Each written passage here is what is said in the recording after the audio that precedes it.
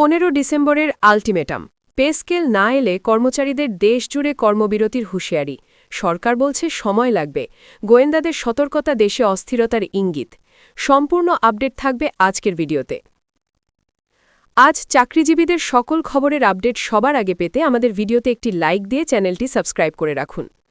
বাংলাদেশের সরকারি চাকরিজীবীদের দীর্ঘদিনের অপেক্ষার পর নবম পে স্কেল নিয়ে আলোচনার উত্তেজনা এখন চরমে পৌঁছেছে কয়েক মাস ধরে কর্মচারীরা বিভিন্ন দাবি জানিয়ে আন্দোলনে থাকলেও সাম্প্রতিক সময়ে তাদের অবস্থান আরও কঠোর হয়েছে বিশেষ করে বাংলাদেশ সরকারি কর্মচারী দাবি আদায় ঐক্য পরিষদ যে আল্টিমেটাম দিয়েছে তা পরিস্থিতিকে আরও সংবেদনশীল করে তুলেছে তারা স্পষ্ট করে জানিয়েছে 15 ডিসেম্বরের মধ্যে নবম পে স্কেলের গেজেট প্রকাশ করতে হবে এবং 2026 সালের 1 জানুয়ারি থেকে এই নতুন পে স্কেল কার্যকর করতে হবে এর বাইরে তারা আর কোনো আশ্বাস মানতে রাজি নয় বিশেষ করে সচিবালয়ের কিছু কর্মচারীর জন্য আলাদা ভাতার প্রস্তাবকে তারা শক্তভাবে প্রত্যাখ্যান করেছেন তাদের মতে রাষ্ট্রীয় বেতন কাঠামো সবার জন্য সমান হওয়া উচিত কোনো নির্দিষ্ট শ্রেণীর জন্য বিশেষ ভাতা চালু হলে সেটি নতুন বৈষম্য সৃষ্টি করবে এবং দীর্ঘমেয়াদে সরকারি বেতন কাঠামোতে বড় ধরনের অসামঞ্জস্য দেখা দেবে তাই তারা সমতাভিত্তিক একটি পে স্কেল ছাড়া অন্য কিছু বিবেচনা করতে চান না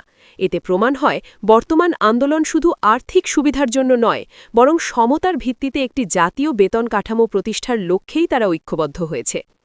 আজকে যারা চ্যানেলটি এখনও সাবস্ক্রাইব করেননি তারা দয়া চ্যানেলটি সাবস্ক্রাইব করুন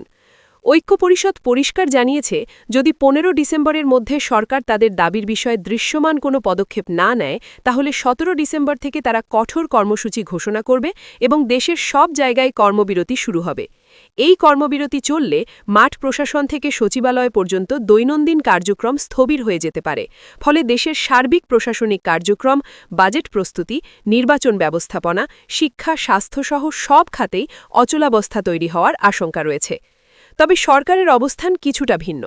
অর্থ উপদেষ্টা ড সালেহুদ্দিন আহমেদ জানিয়েছেন 15 ডিসেম্বরের মধ্যে নতুন পে স্কেল ঘোষণা করা বাস্তবিকভাবে সম্ভব নয় তার ব্যাখ্যা অনুযায়ী একটি পে স্কেল তৈরি করতে অনেকগুলো দিক বিবেচনা করতে হয় যেমন জাতীয় রাজস্ব প্রবাহ বাজেট ঘাটতি মুদ্রাস্ফীতি বাজার দর ভাতা ওভারটাইম পেনশন কাঠামো স্বাস্থ্যসেবা ব্যয় এবং সমগ্র সরকারি প্রশাসনের ওপর সম্ভাব্য আর্থিক চাপ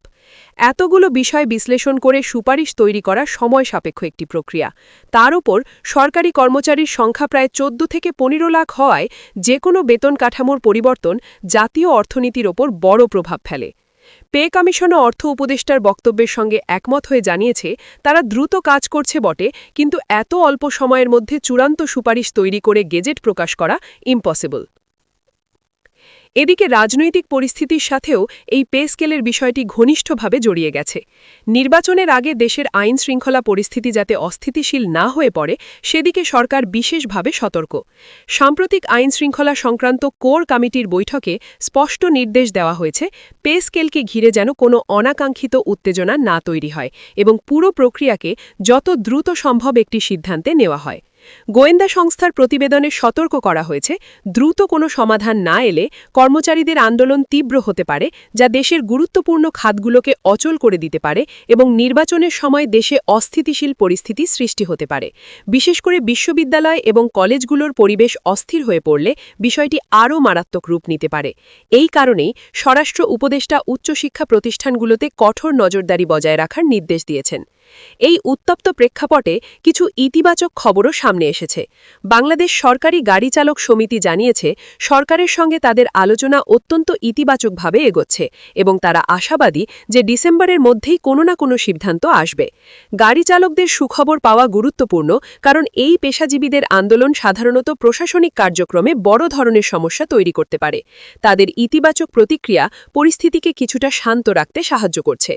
এদিকে শিক্ষকদের জন্য সুখবর আসতে পারে পে কমিশনে শিক্ষকদের জন্য স্বতন্ত্র বেতন কাঠামো বা সম্মানজনক স্কেল দেওয়ার বিষয়ে ইতিবাচক আলোচনা চলছে দীর্ঘদিন ধরে শিক্ষক সমাজ দাবি করে আসছে শিক্ষকতার মর্যাদা এবং দক্ষতার সঙ্গে সামঞ্জস্য রেখে একটি সম্মানজনক বেতন স্কেলের প্রয়োজন তাদের দাবি শিক্ষাক্ষেত্র একটি উচ্চমানের পেশা এবং ভবিষ্যৎ প্রজন্ম তৈরি করার দায়িত্ব শিক্ষকদের হাতে তাই তাদের তারিখকেও বিশেষভাবে বিবেচনা করা উচিত এখন কমিশনের আলোচনায় শিক্ষক শিক্ষকদের জন্য বাড়তি সুবিধার সম্ভাবনা দেখা দেওয়ায় দেশের শিক্ষা ব্যবস্থায় এটি একটি বড় পরিবর্তন আনতে পারে।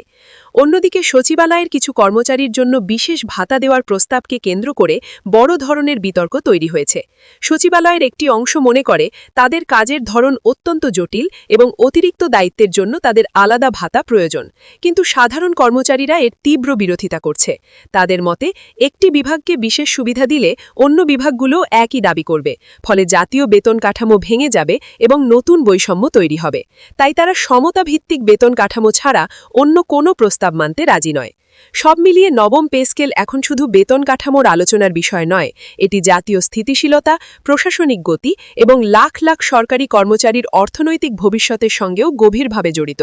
কর্মচারীদের চাপ, সরকারের সীমাবদ্ধতা, গোয়েন্দা সংস্থার সতর্কতা, নির্বাচনের সময়সীমা, শিক্ষকের প্রত্যাশা, সচিবালয়ের ভাতা বিতর্ক সবকিছু মিলিয়ে পরিস্থিতি অত্যন্ত জটিল হয়ে উঠেছে। তবে আলোচনায় ইতিবাচক অগ্রগতি দেখা যাচ্ছে এবং ধারণা করা হচ্ছে ডিসেম্বরের শেষ সপ্তাহে বা নির্বাচনের আগেই কোনো না কোনো সিদ্ধান্তে উপনীত হতে পারে সরকার। এখন দেখার বিষয়, সরকার কি দ্রুত পদক্ষেপ নিয়ে কর্মচারীদের আন্দোলনের আগেই পরিস্থিতি নিয়ন্ত্রণে আনতে পারে, নাকি আন্দোলন আরও বিস্তার লাভ করে প্রশাসনকে অচল করে দেবে। সবশেষে একটি কথাই স্পষ্ট, নবম পে স্কেলের সিদ্ধান্তই নির্ধারণ করবে সরকারি প্রশাসনের আগামী পথচলা এবং লাখ লাখ সরকারি কর্মচারীর জীবনের ভবিষ্যৎ।